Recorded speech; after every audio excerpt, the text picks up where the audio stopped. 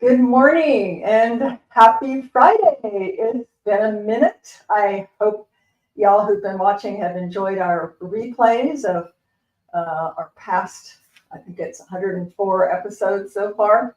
We're happy to say we're now on Spotify and LinkedIn, Instagram, Facebook. What else am I missing? Of course, YouTube. You're going to want to stay tuned to this episode because I'm going to not only help you fight inflation with a huge bonus discount for anyone who sends me an email on paint and stain for Sherwin-Williams, but you're going to get some valuable information that we are going to share with you on color and how color affects not only our interior spaces in our homes, but our interior head spaces as well, i.e. the psychology of color. So if we haven't met, I'm Kat Troulinos, Ta-da by Kat, CEO and visionary, Next Level Staging and Design, helping you live by design. And our motto is to live in the rhythm of possibility. And I just want to, at the top of the show, put out there to you all, anyone that you know who might be a good guest on our show, who has their magic mojo, juju to share, would love to talk to them. And also share with us what topics. We are open to all topics except politics and probably religion, but definitely politics. But we have had conversations regarding interior design, color, real estate, sex, you name it. So drop a note if there's a subject that you'd like us to chat about and share with you, Jeff and I, Jeff being my illustrious co-host, my miracle online of 25 years, and business partner. So without further ado, and I'm timing this from another room, but I would like to bring on Jeff at this point. Let's see. Hey, good morning. Good morning. And I love the new background with the color wheel and the ta-da. You know, Jeff with that. Just for today. Is it just for today? Yes, okay. It's for the color episode.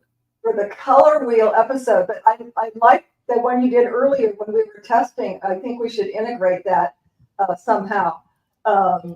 So a little background on me. You know, color is complicated. My clients hear me say that all the time, and which is why I've taken the time, resources and energy to get not one, not two, but 3 master certifications, which really was just so beneficial for me because the nuances of color are complicated. And it was very beneficial to have the nuances from 3 different master instructors and to then, integrate and meld into the complexities of color. I do a lot of color consultations mixed in with my design clients, and of course, design and staging color is involved. Anyone who knows me, I'm not a, what do you call it? I'm not a bowls of oatmeal, gray on gray staging professional. I love color. And I think one of the main reasons why I love color is because I am confident. In fact, the first training, Joanne Lynette Weary is, confident color system is what we were taught. And that's really says it all, because I think many of us who have an inclination, kind of a basic talent for color design, then in getting an education or a credential, it just takes that level up and really allows you to broaden your your color spectrum, no pun intended, much more. In fact, I want to start with the first slide here. I never met a color I didn't like. In fact, this is a slide from Joanne's Confident Color System. If you're out there and you want to learn more about color, I took it in person at a IPOS conference right after the conference, but I believe Joanne has those color courses also online. Excuse me. Color can be tricky when you're trying to do it online. I often have to share with clients, that I'm going to send you some renderings. If they need to have renderings, then my assistant creates renderings. If this is digital, I mean, even the cards, when you go into the paint store, the card, they've got artificial lighting. We'll talk about that later, how lighting affects color. But you can only do so much putting it digitally, printing it on paper. There are so many elements that affect color when you get into the actual home, whether it's exterior or interior. And then, of course, excuse me, based on what direction does the home face, is there foliage out there, what type of foliage, all of that, because color likes the party and it doesn't exist in a vacuum. So we have to take everything into consideration, including what I call fixed elements when we're doing the interior of the home or the exterior. If there's brick, I did one yesterday where the brick is staying. So we had to look at those various colors within the brick to make sure that we came up with something that complemented and completed the look, changing the look, completed it, but did not compete. And we'll talk about that later, how it's, one of the biggest mistakes I see a lot of flippers and investors make in choosing the wrong color temperature is usually the biggest mistake that I see. So, Jeff, before I go into this next slide, and I've edited this presentation so that, it's not geared towards staging, because I really want to talk about how color affects our emotions. Was there anything that you wanted to interject before I go to this next slide? No, go ahead. Okay. So, many people, are, excuse me, aware that, red is passionate, it's dramatic, it's energizing. You see it, of course, it gets your attention in marketing and advertising. So, that's going to create that emotion and even action. Blue, no doubt, is calming. It's relaxing, it's refreshing, it's tranquil. In fact, studies show that blue is the most liked, blue and green actually, is the most liked color for humans. And there's no surprise there. The sky is blue most of the time. The ocean is blue most of the time. And of course, skipping down to green, it's cleansing, it's renewal, it's growth, it's earth, it's trees, it's grass. So I don't think it's any big surprise that, if you want to emote those types of feelings in your space, that you may want to integrate the greens and the blues. Yellow is warming, cheerful, uplifting. However, we had a study done not too long ago that you'll lose money if you do your kitchen yellow, so you may want to skip doing the kitchen yellow. Doesn't mean you can't have yellow in your space. If you do the break up the color, have two main colors and some accent colors. Orange, obviously, I'm kind of wearing a red orange today, a kind of bright iridescent orange, which I thought was fitting for doing a color segment here, because I just put it on and it made me cheerful and uplifted me, even through our technical difficulties, which Jeff overcame. And we talked about green. So those are the overall color emotions and how color affects our emotions. Another study that I had shared in the past is that, with design and staging, that decisions are made on color more than anything else. And the potential decision maker may not realize that it's a subliminal, just like the old adage, you never get a second chance to make a first impression. We have 6 to 9 seconds to grab someone's attention, whether we're meeting them, going in their home, walking by, driving by, looking at the exterior. I mean, when I was in new home sales, I had folks who loved the model, I took them to see the same plan, and they just hated the outside. They couldn't really decipher why. But when you drill down to it, it was color. 9 times out of 10, it was because there was like a poo-poo brown on the exterior that didn't resonate well. So it isn't the color, it's your reaction to color. So, in looking at this slide, which chair would you sit in? And there's no right or wrong. And actually that could change from day to day, because you might feel drawn to a yellow chair one day and a green chair another day. So definitely it affects our mood and what mood we're looking to go towards.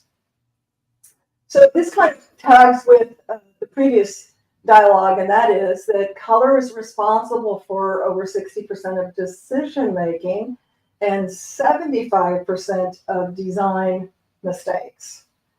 Color's complicated, like I said, but it keeps me busy. So, so let's talk about a little bit about color.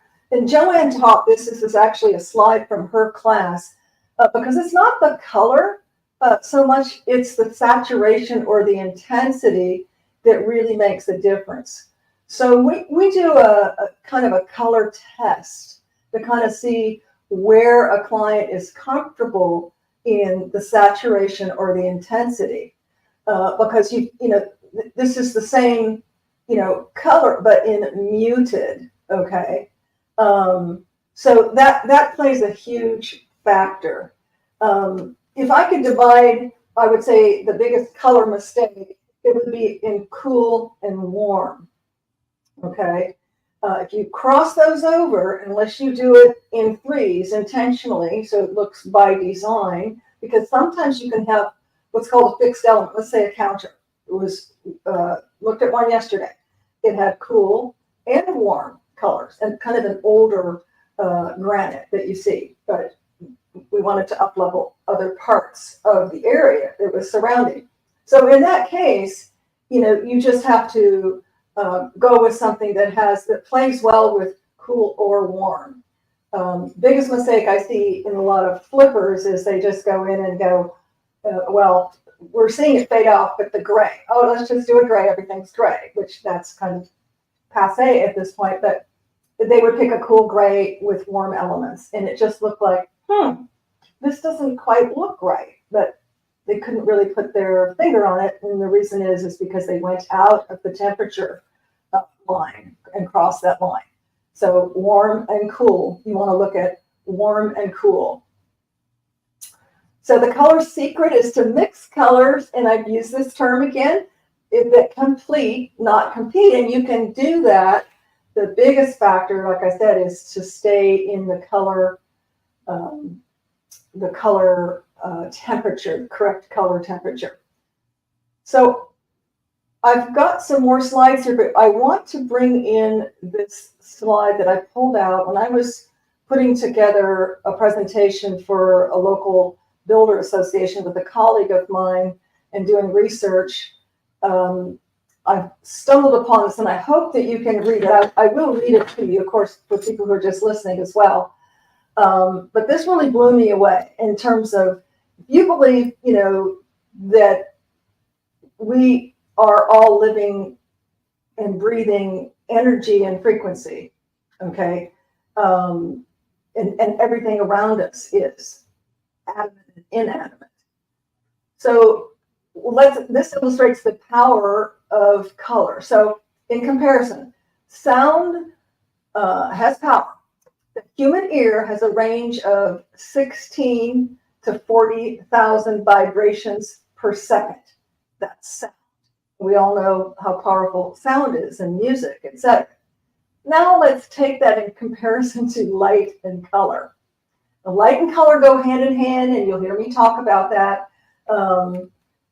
That color will affect dramatically how the color plays, how it reads. So light and color are at a 500, now get this, 500 billion BPS. as opposed to up to 40,000 vibrations per second.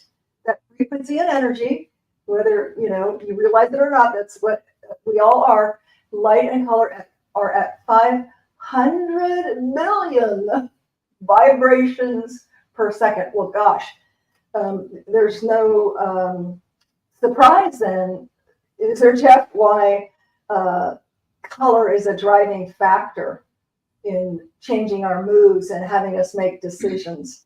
Would you agree with that? Yes, as a matter of fact, that the frequency for sound has a matching color, but they're vibrating at a much different speed. So although they are one visual, one being auditory, they function similar. And the research that I've done came off rainbow music over in Australia. And I'll share this with everyone, just to kind of give you an idea. We know standard A tuning in the world right now is 440 hertz. Okay, so that means it's 440 vibration, right? Right. And hertz. When you look at how irrelevant to color of that, the A440 is in red color. And the hertz, however, it's in 400 to 484 THz. That T stands for billion. So in sense of light vibrating, the frequency is much more in sense of frequency and the beat of how fast it's vibrating compared to auditory, what we receive from the ear. But it's very comprehensive. The 7 notes that works with the colors, the transitional colors. I don't know, Kat, you want to talk a little bit about transitional colors? The same 7 main colors is also what we see in the chakra, right? 7 right. main. I'm gonna add here. Yeah, right now the okay, main colors. there you go. Yeah, and the color meanings. So there's 7 whole tones in music. So this isn't an accident. This is not coincidental. This is actually by design, right? And this is where. So Jeff, not to interrupt you, but we have color meanings here, and I've never seen one so elaborate that had the grays, blacks, white, pink, and we all know that right. Black's not a color. But what are the colors? I think it goes to the orange, doesn't it? 1, 2, 3, 4, 5, 6. What would be after orange to make the 7th color? Red, orange, yellow, green, green, blue. So orange goes to red. Well, there's red. So 1. Right. So from red goes to orange. Orange goes to yellow. Right. But I'm saying out of this chart, where are the 7 colors? The 7 colors is red, orange, yellow, green, blue, indigo, and violet.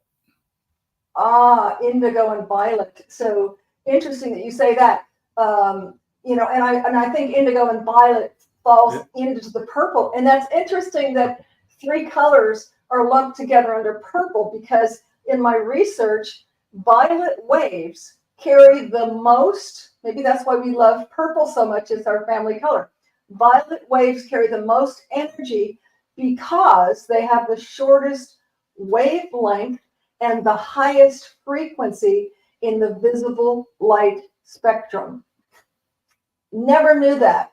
Just always, was attracted. And I mean, when I was 20, the first thing I bought with my first paycheck was a purple flocked, velvet flocked bedspread. It was like my also purple represents consciousness in the chakra. Is the top, right? Yes. So it's not surprising that when you look at in the color chart meanings of royalty, wisdom, bravery, spirituality, uniqueness. I mean, these are all driven with the consciousness philosophy, right? Absolutely. And when you look at red, which is the bottom, the first of the chakra, that what we in Qigong call the stove, the belly, right? Its passion is the confidence, the energy, the rage, the danger, even though it says that in the color meanings, but we all know that the red is the ultimate animal instinct. All right. It is the most primitive, the sexual drive. The sex drive comes from the red. So Primal. that's the Yes. very bottom of it. It's primal. Absolutely. Yeah. I was happy to see that they included white, which obviously is purity, simplicity, neutrality. Right. But one color in my research that I pulled up, Jeff, that I thought was very interesting. And again, as I said, we don't talk about politics or religion, but Christ consciousness is not really a religion. It's a philosophy. But gold, and we have a lot of gold in our home too, don't we? And in staging and design, we use mixed metals and integrate gold as the anchor always. So in my research, I found that they stated gold is the color most utilized to symbolize divine connection, and each figure connected to Christ, including Jesus himself, has a golden halo drawn around their head to show their loyalty to Jesus during his crucifixion. Didn't know that. The most symbolic color in this painting, they're not showing a painting, but would be red, and that's going back to the red with passion. But I didn't know that about gold. Of course, when you think about it in retrospect, you go, yeah, there's gold halos. There's, a lot of gold. Of course, gold is, riches and things like that. But I never heard it anchored and tied to the divine connection, which I thought was really interesting. Gold is the precious metal that everybody, seeks the value of it. And if you are into the UAP, UFO, all that direction of that information, you realize that there's a lot of story about mining gold and the history of the Anunnaki creating from research of Zecharia Sitchin talks about why they were here in America, on the planet Earth, to mine the precious metal, because gold is a conduit. Gold is used, prevalent through our technologies, especially in transference of energy and information. So evidently, gold is also a capability to repair a destructive atmosphere in a solar system. So these are all research done by Zecharia Sitchin out of the Sumerian tablets. This is very far away, but I also recognize gold is an alloy. So therefore, in sense of color, it doesn't really have color. You know what I mean? It's a different energy. Well, in the metallic sense, yes. When you get into the color wheel, of course, then we talk about golds. They fall, in this realm in the color wheel, which is your oranges and your yellows, etc. Right. I think this color wheel really works sympathetically with the universe, with the chakra. I mean, if you look at also the chakra works with the rainbow, right? Yep. And the rainbow is the light that gets filtered, if you will, through the ultraviolet rays. How we look at white light. Once you filter that in certain frequencies, you'll see the 7-color divide. Yes. And there's a lot of right when we see a rainbow. That's actually what's happening. Yeah. So there's a lot of things that goes on with the actual color, and I think there's two separate groups in regards to the metallurgy versus the primary colors that works with what we exist in: emotions, energy, frequency. The chakra of all of us, in sense of unity. Absolutely, because it is a conduit, and that's what I thought was really interesting when I pulled up this page, that they call it a color. Gold is used to symbolize the divine connection. We think of it, more that kind of gold as a precious metal, which we do use in our interior spaces, but I never heard it really referenced and pointed out to the divine connection. So I thought that was very interesting. Logically, it seems like it makes sense, doesn't it? If it's a conduit, and then a conduit to the divine, absolutely, and the halo to the divine connection. I mean, right. It just makes perfect you have to look at also the ritualistic and the traditions of so many civilizations. I mean, all the way back to Egyptians. Why is it such, use of the gold, right? Yep. In regards to almost everything they have in royalty, in the pecking order of their society. And this goes all the way to South America as well. South America has a lot of gold representing. One of the things that most people don't know about is, of course, is Africa. Africa has a rich, so-called civilized history using metallurgy and as well as the unity of the people in their growth. What I think happens somewhere, somehow between the last several hundred years, that they start to stifle that. And that's why we don't hear much when we talk about gold, we talk about energy and so forth. You get the pyramid from Egypt, right? You get also the pyramid down in the south, but nobody ever talks about anything else in regards to the energy of it. But there, make no bones, all 7 continents has pyramids, and they all generate energy. That is the purpose of it. And it aligns. Yeah, and we can harness that energy because we are co-creators with Source. We're going to skip to something a little more pragmatic here now with this next slide. If you're looking to sell or dwell and up-level your space, this one was done actually, just a couple of years ago. Many of you may have the Judge's molding with, outdated coloring. So you want to neutralize. Many people know that. It doesn't have to be stark white. I think a lot of people are getting really tired of, just everything is just white, which even white can be complicated. I had a client not too long ago say, yeah, I need help with this room and that room and that room, but the rest of the house is going to be all white, so I'm good with that. I said, do you know how many shades and color temperatures of white there are? We might want to start with that. So, but definitely this is an obvious one that we can neutralize, which is exactly what we did to get this whole house sold. We updated it with some on-trend furnishings. And just a quick little tip for you homeowners, when you've got the Judge's molding, we've got it, I don't know if you can see it back here. Yeah, right here. So just rather than rip it off, then you've got to repair the whole wall and re-plaster it, etc. Just paint it all the same color and it will disappear.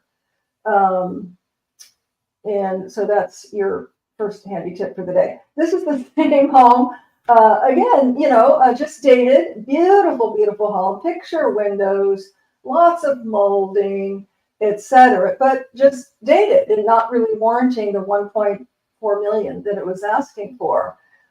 This is one of my favorite pictures because it's in Barb Schwartz's book, Staging the World, at the top of one chapter. So if you're interested in staging, want to hear about 100 different staging professionals' backstories, pick that up on Amazon, Staging the World.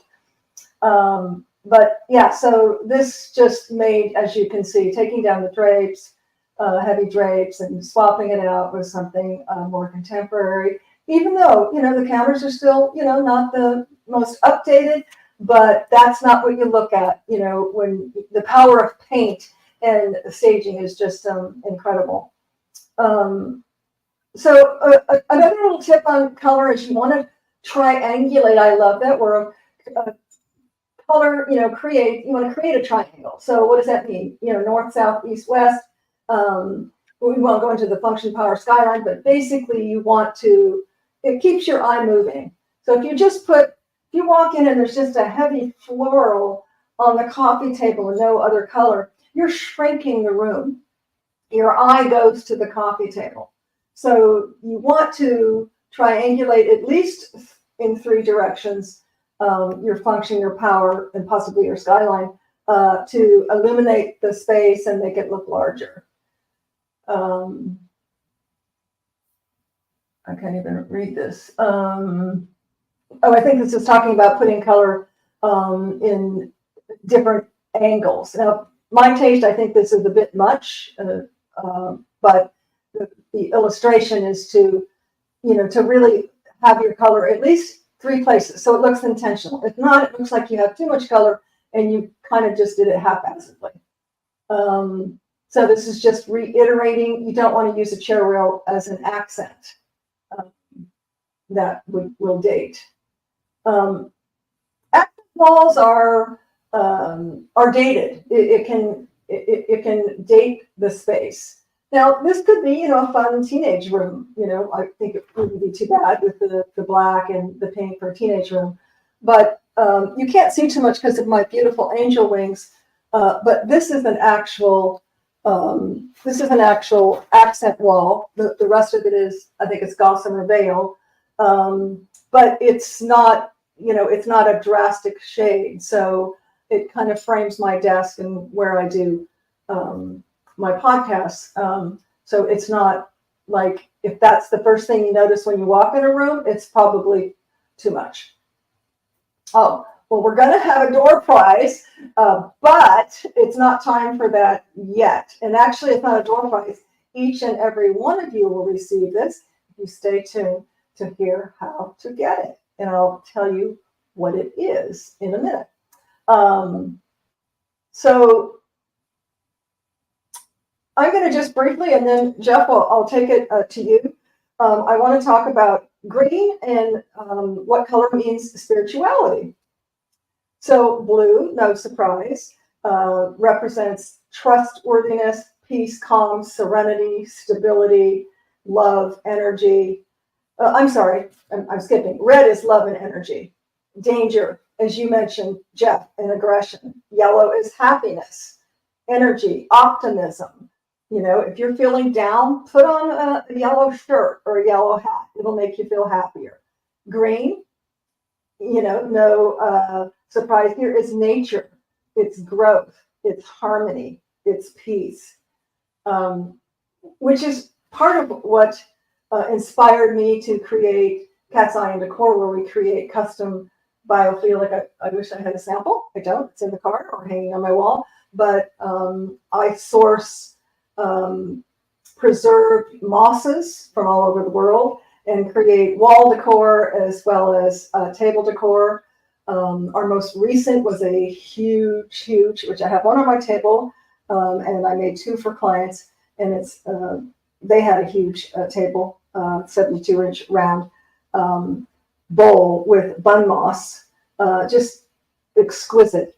And they've done studies, and it's proven that whether it's preserved, which this is preserved, so good news is there's zero maintenance, or not, it has a calming effect. It lowers your blood pressure. It calms you. It gives you a feeling of peace. And I just love the fact of, bringing the outdoors in. So many of us, have to spend so much time inside, especially those of us in Houston. And I love my air conditioning. So in between going to my hot warehouse. Hey, Adriana, she's in the hot warehouse today. So bless you, Adriana. So yes, it brings the outdoors in, and it's like your home is giving you a big hug. And who doesn't like a big hug? Description here that I pulled up, green is the color of life. It's renewal, it's nature and energy. It has a healing power, and it's the most relaxing color for the eye to view. And I'm sure that's why the studies have proven, that it actually lowers your heart rate and relieves anxiety, etc. Right here. Helps alleviate anxiety, depression, and nervousness. Green is new growth, rebirth, and harmony. And who doesn't want any of those things? So that's all I have, Jeff. Let me see. Yeah, that's all I have before and we're right at about 34 minutes. So before I announce how our viewers can receive this door prize, and it's not, luck of the draw, you all will, all those who are listening and do what I say to do. So any final thoughts, Jeff, that you wanted to share?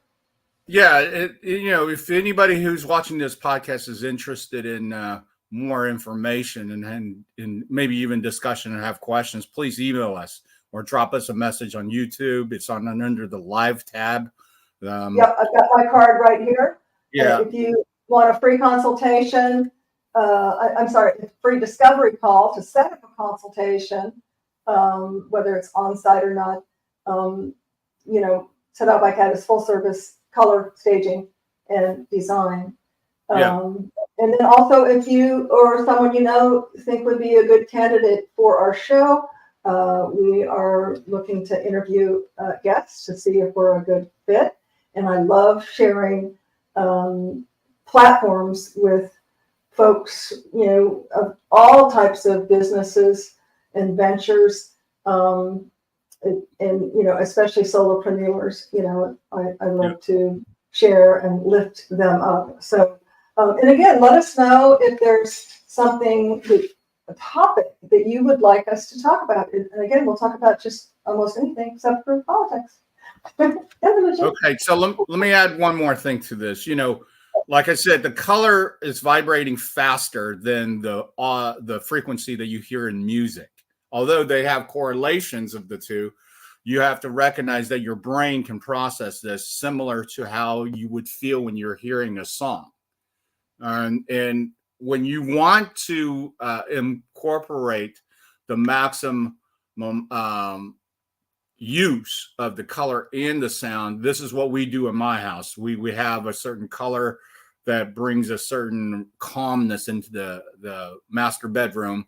We have a frequency piped into a stereo sound behind the headboard that brings it down to a certain relaxation frequency. These are all very applicable and can be designed for your home for next level living, right? Yes, So, and I'm glad you mentioned that, Jeff, because I failed to mention that when we custom create our biophilic pieces, that it is done while playing the 432 hertz in the room. Yeah, we just so everybody knows, we work on a lot of projects. Like I'm writing a book that is also infused with frequency and color. You know, well, I think everything we do is. Yeah, we do this consciously by design, so we can offer this. Because if you recognize, if you just arbitrarily throwing in combinations and not really pay attention to, it's very confusing. It's not harmonizing in the message you're trying to get across or the intentions you're trying to get across. And we're very much aware that when we put out something, that we want to make sure that the intentions are met and the results are optimal. So with that being said, that there is a lot of information in regards to frequency and color, frequency and auditory, and how it affects you. And with that being said, I mean, we could do this for 2 hours, but we could, and we'll do a follow-up if y'all want to. You know, we've got a plethora of information and knowledge on all levels of this, but we would love to hear from you. So please share, comment, and thank you for taking time out of your day to be a part of our day. And I just wish for you to live by design and live in color, any color. Pick the color. Until next time, have a fabulous weekend and go out and make it a great day. Bye, Jeff. Bye, everybody. Bye, everybody.